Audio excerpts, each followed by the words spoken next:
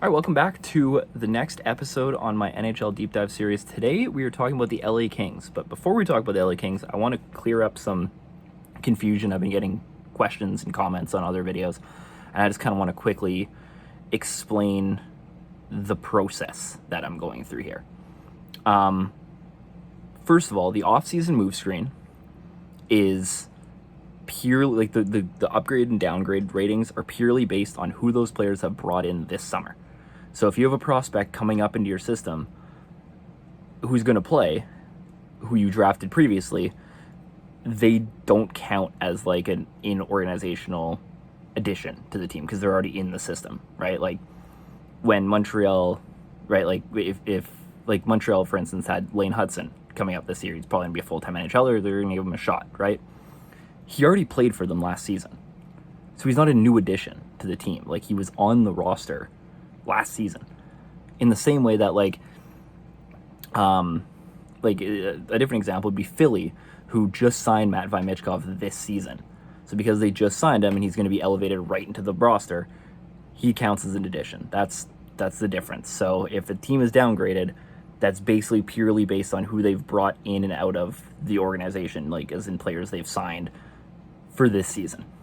I just wanted to clear that. Second of all, the lines that I'm using are very much just carbon copies of what Daily Faceoff had. The only exception to that is if there's a player who they didn't have in the lineup. For instance, with Columbus, they didn't have Patrick Laine listed. I felt like it was necessary to talk about Patrick Laine in the video, so he was added to their fourth line. All right, like for the most part, they're just the lines that Daily Faceoff has. They're not my creation. They are what is out there from one of the most reliable line sites that exists. Especially in the offseason, it's very much speculative, but that's just, I just wanted to throw that out there. The only real time I'm changing lines is when I need to add a player to the depth chart that wasn't on it already. That's really the only time I've changed things. So that's why it says like loosely based on the Daily Faceoff lines, because it's like 90% based on the Daily Faceoff lines. Just wanted to throw that out. Anyway, LA Kings offseason moves. Let's get into it. Offensively, they add Tanner Jeannot in a weird trade. They add Warren Foegele, who I like. They lose Pierre-Luc Dubois, who we're going to talk about in a second. They lose Victor Arvidsson, and they lose Blake Lizotte. Blake Lizotte is fine. Victor Arvidsson, I think, is a tough loss for this team, but I think their top six can handle it. It's just a depth issue, which we'll get into with their forwards. Pierre-Luc Dubois is kind of the interesting one, because Pierre-Luc Dubois, and obviously I have this group as like heavily downgraded. And the big reason for that is because Pierre-Luc Dubois still has like that top six upside to him, right? And when we get to Washington, we'll talk more about him like as a player. But I think it's important to mention that like, although it is true that like he could be an addition, or he's an addition via subtraction, one, because of the contract, like I fully agree with that, but also two, because there's all this stories about him being a locker room cancer, which could very well be true, and it's come from multiple teams now, so I think it's like more likely than not the case. The reality is that we won't know that unless we're in the room, right? There's no 100% guarantee that he's actually this toxic player unless you were in the room physically, right? People can say whatever they want, but people can just not like somebody. Again, I'm not saying it's not true. Like it looks like it probably is, but I'm judging players based on what they can do on the ice. All right, so as an on-ice talent, Pierre-Luc Dubois is a loss for this team going into next season. That's why they're heavily downgraded. Do I think losing Dubois could turn out to be a net positive, like as an overall team structure? Yeah, probably. Mostly because of the contract, but also maybe the locker room stuff is a big thing. But unless you're Anze Kopitar watching this video, you also don't know 100% that Pierre-Luc Dubois was a huge cancer in that room. Like, we just don't, because we're not in the room. That's my whole thing, right? Like, you can have as much speculation as you want, you can have as much media reports as you want. Unless you were in the room with the guy every single day, you don't know for sure. So I can't judge a player's departure as a positive based on that, because I just don't know 100%, right? Like, this is purely just on ice is what I'm trying to say. So anyway, I think this forward group had a pretty steep decline. Even if you move past Dubois, I think Arvidsson and Lizotte for Jeannot and Foegele is a downgrade in general. So yeah. Defensively, it's kind of more of the same story. Kyle Burrows, who's just kind of a guy, is there. Joel Edmondson, who looked okay in Toronto. He kind of looked okay in Washington, too. He's just been fine the last year or two. They lose Granderson and they lose Matt Roy, who I really like Matt Roy. So that was a tough loss. And I mean, again, I think you can kind of, Carl Grundstrom for Kyle Burrows is kind of a wash. And then Matt Roy for Joel Edmondson is definitely a downgrade. So they get slightly downgraded for that. I could probably have been harsher, but I mean, Matt Roy is second pair defenseman anyway, so it's like whatever. But yeah, it's a downgraded group. And then in net, they go from Cam Talbot to Darcy Kemper. Cam Talbot had a solid season last year, especially in the first half. Darcy Kemper had a real bad season last year, and he had a pretty mediocre season before that. So Kemper's one of those goalies, though, who could get really hot really fast. He's kind of a wild card. So it's slightly downgraded for now because I think Cam Talbot is more of a consistent option for this team. But it is what it is.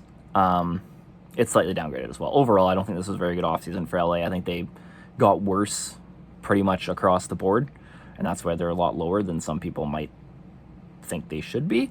But I think there's some significant holes on this team that really haven't been addressed, and I think the patchwork they did last season to kind of cover up those holes has now been given more leaks, if that makes sense. So like the issues that were here last summer that had me low on LA are still present. They're just more apparent because they got worse everywhere else. And we'll dive into that as we kind of go through here. But let's jump into the forwards. So moving into the forwards, I think this is really the tale of two halves of this offense. We'll get into the good news first, because I think positivity is going to be important in this video. Anze Kopitar and Kevin Fiala are both still very good players. Anze Kopitar especially has kind of beat time so far and has remained a very good first-line center despite everything saying he should probably be on a bit of a decline. But it hasn't been there yet. His defense is still very good. His offense is still humming at a reasonable rate for a first-line center. He's been very solid. I cannot complain about that. I think the 1-2 punch of him and Danault is one of the best two-way center cores, if not the best two-way center core in hockey right now. If you've been following me forever, you know how much I love Philip Danault. So there's really not like he's awesome. And he was played in a much more favorable role for him in LA than he was in Montreal. And you really saw that. I mean, you saw his offense start to go crazy compared to what he was putting up in Montreal the last couple years. So, yeah, I like the center core. I really like Anze Kopitar. I've always liked Anze Kopitar. I mean, who doesn't, right? Like, he's awesome. He's the perfect kind of, if you were to build a center, he'd look a lot like Anze Kopitar. Kevin Fiala, same thing. I mean, basically a point-a-game player for the last 3 seasons. Super underrated. Like, people, I feel, don't talk about Kevin Fiala enough, mostly because he played in Minnesota and then in, like, non-traditional hockey market LA. But, like, he's exceptional. Like, his offensive output has been very good, and his underlying numbers kind of back it up, and they've started to really increase as well, being in LA, and I think playing with more responsible centers has kind of helped him do that, although he had that in Minnesota, just not with the offensive upside that guys like a Philip Danault or an Anze Kopitar have. So yeah, I'm a big fan of Kevin Fiala. I like the trade when it happened. Clearly he looks very good. I mean, Brock Faber looks really good too. So I think it was very much one of those win-win trades for both teams. But yeah, I think Kevin Fiala rocks. Quinton Byfield's the wild card in this because I think he could take another big step. He took a pretty significant step last season, and I have him at a B right now. It's a very high B, but I just wasn't ready to put him to that B plus tier just yet. I don't think he needs to have like one more season of being this like legitimate top 6, like second line, very strong second line player for me to put him into B plus. But even then, I mean, like, Quinton Byfield had a phenomenal season last year. He finally put to bed like oh my god, he's a bust, because Tim Stützle looks amazing.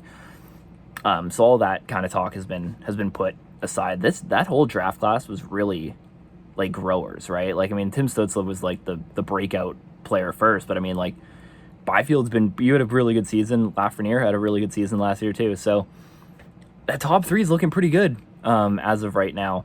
Obviously, if you're to redraft, you're probably taking Stützle one out of those three anyway, but both Byfield and Lafreniere look a lot better than now than people may have thought maybe a year or two ago. The rest of this top six, I mean, Adrian Kempe and Trevor Moore are both very good complementary players. They both fill the roles that they're going to be asked to do in this top six very well. And I think they just really fit the kind of more... They're able to plug holes, I guess is what I'm trying to say, in this top six. Overall, like, I really like this top six. It's very solid. It's very well-rounded. They have their defensive guys. I mean, both their centers are phenomenal defensively, which really helps. And they have kind of their hot offensive wingers, right? I mean, like, Kevin Fiala is a super high-energy offensive winger. Byfield really started to develop that last season. And then you have Kempe and Moore as complementary players for both lines. It's a very good top six. That's kind of where the positivity ends for me for this offense for LA. Talk about Warren Fogle for a second, because I like Warren Fogle. Very, very useful third liner. We've seen that everywhere he's been. He's able to generate offense. He's very good in transition. He can be physical. His defensive game's fine. He's kind of your prototypical, like, coach's pet third liner, right? A guy you can just kind of throw out and feel pretty confident he's going to be pretty good. Blake Lizotte's a question mark for me. I think he'll be fine as the third center. Obviously, he's going to be asked to do, like, nothing defensively because he's got Kopitar and Danault ahead of him. So Blake Lizotte's going to be, Alex Turcotte, sorry, not Blake Lizotte. Alex Turcotte is going to be put in very favorable matchups. I expect him to have a pretty good offensive season because of that. But I think his offensive numbers might overrate him at the end of the season because of the situations he's going to be put in. Like, he's not going to be playing against teams' best lines because that's going to be Kopitar and Danault's jobs. He's not going to be playing penalty kill because that's going to be Kopitar and Danault. Alex Turcotte's going to be he's going to be put in a very favorable situation. The issue is everybody else on this bottom six, basically, right? Like, Arthur Kaliev, again, like, he's on the fourth line, he's fine, right? Like, I don't think there's too much complaining there. But then you have Lafreniere, you have Tanner Jeannot, and you have Trevor Lewis. And if they had one of those guys in their bottom six, then I'd feel better about it, right? But they have three, and they really don't have much in terms of, like, solid, reliable players behind them. And that's where my concern is. Like, I think this bottom six is very porous. There's a ton of holes. Now, on ice-wise, I think the top six can cover up a lot of that in the same way they did last year. Obviously, you had Arvidsson and Dubois in there as well, kind of covering up a lot of that, the depth issues on this team. But now you've lost some of that secondary offense, and you didn't really replace it with anything, right? Because as much as I like Warren Fogle, he's not Victor Arvidsson, right? Like, and as much as I like Alex Turcotte, I don't know if he brings the same kind of dynamic skill set that, like, a on par Pierre-Luc Dubois would. And Dubois really didn't have that season in LA. But you gave him 1 year and it didn't work and you moved on, which, again, I get. But that was a risky play, right? Because he could go to Washington and have a phenomenal season. I'm just worried about where the secondary scoring on this team is going to come from. I'm worried about where the depth defensively is going to come from, because you're asking an aging Anze Kopitar and, frankly, an aging Phillip Danault to take on a lot of defensive responsibility on this team because you don't have reliable guys in the bottom six. And by the end of the year, that could really weigh on them. And you saw that in LA, where they really started, like, after January last season, they really started to free fall. And part of that was goaltending, but part of that, at least in my opinion, was because they didn't have that reliable, like, secondary options at a lot of these positions, because their top six is very good, but the bottom six really doesn't bring a lot to the table, in my opinion. So that's my major concern with this team. That's why they end up ranking 32, because there just isn't enough in the bottom half of this roster to make me excited. Although I think the top half is like legitimately could be one of the best top sixes in the NHL. Maybe not like in like the super high elite category, but like just below there. But again, we'll see how much they get weighed down because of the rest of the roster. Defensively, I'm a little bit more positive on, overall at least.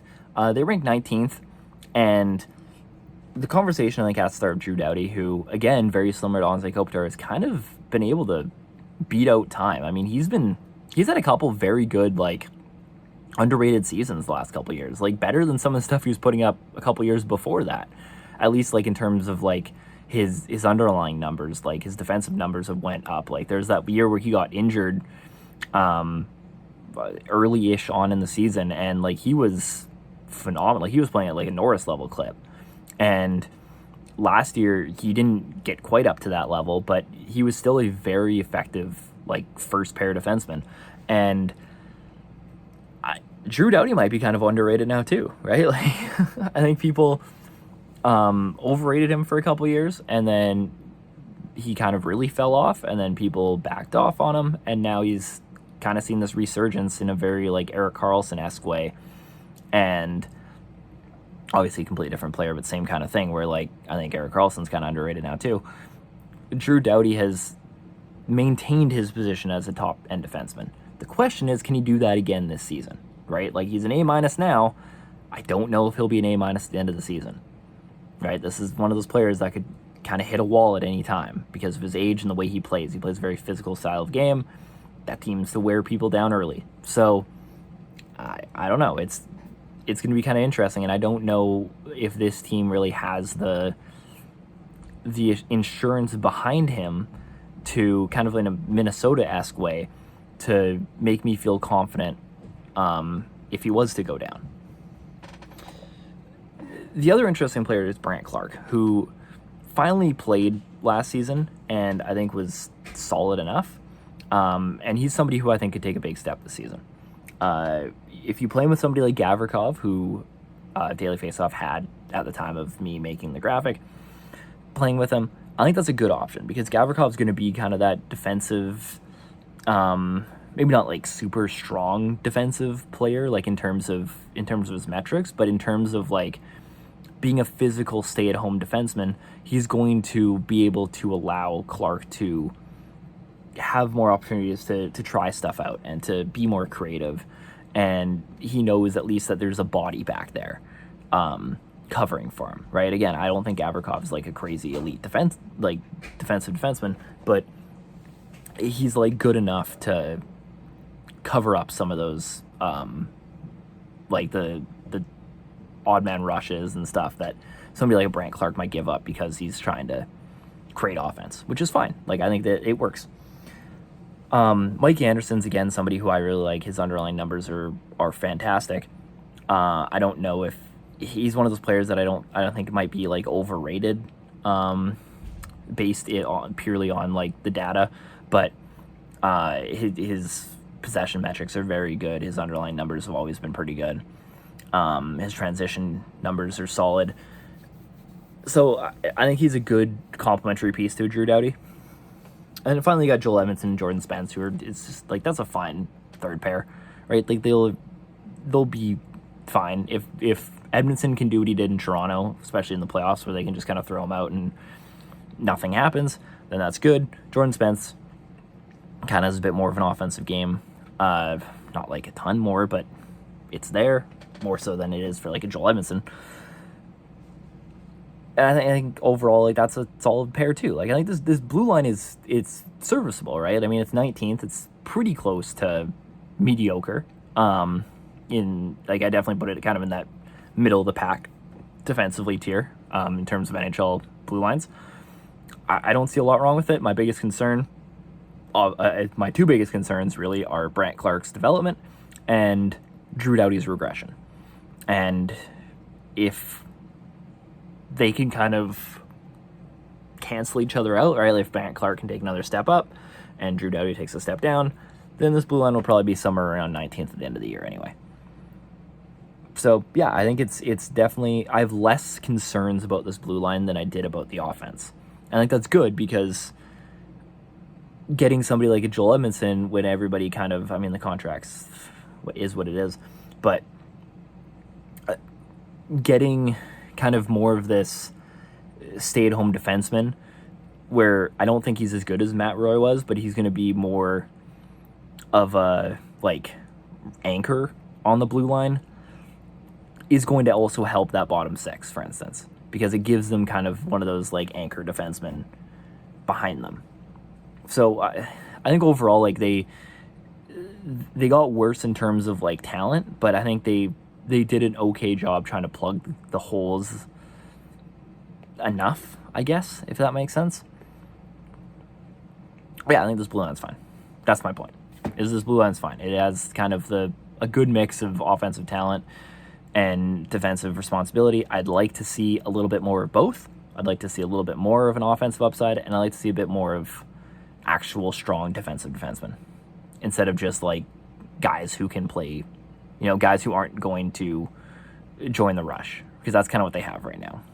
So that kind of makes sense. It's like the framework's there. I'd just like to see it, like, expand more.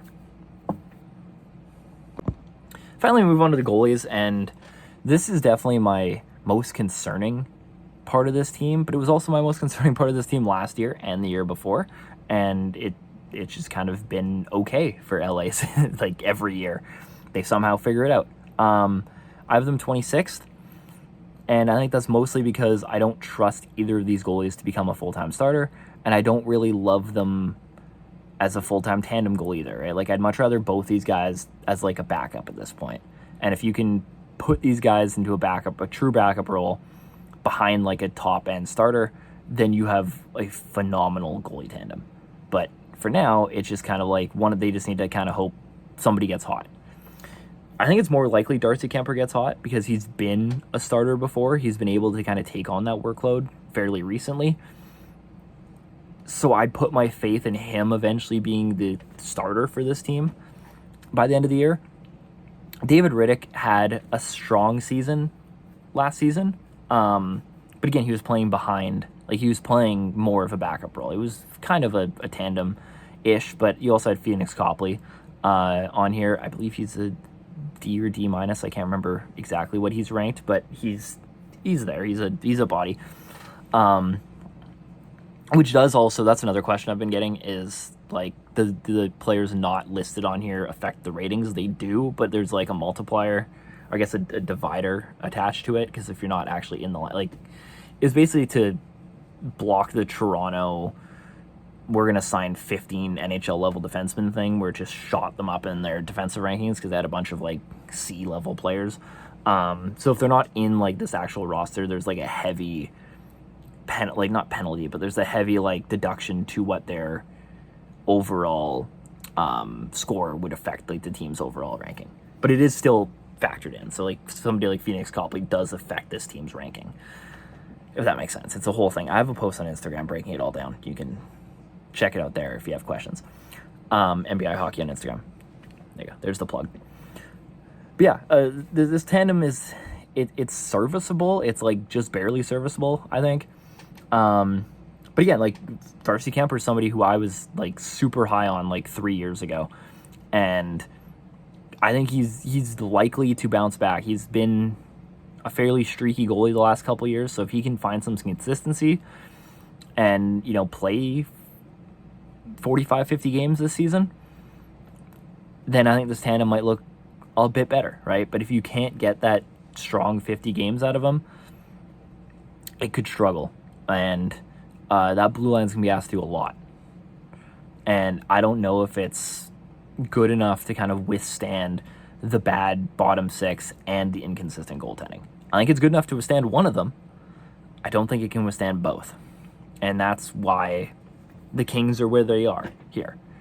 And I think those are legitimate concerns that I have. And they're concerns I had last year too. I had the Kings just outside of the playoffs last season.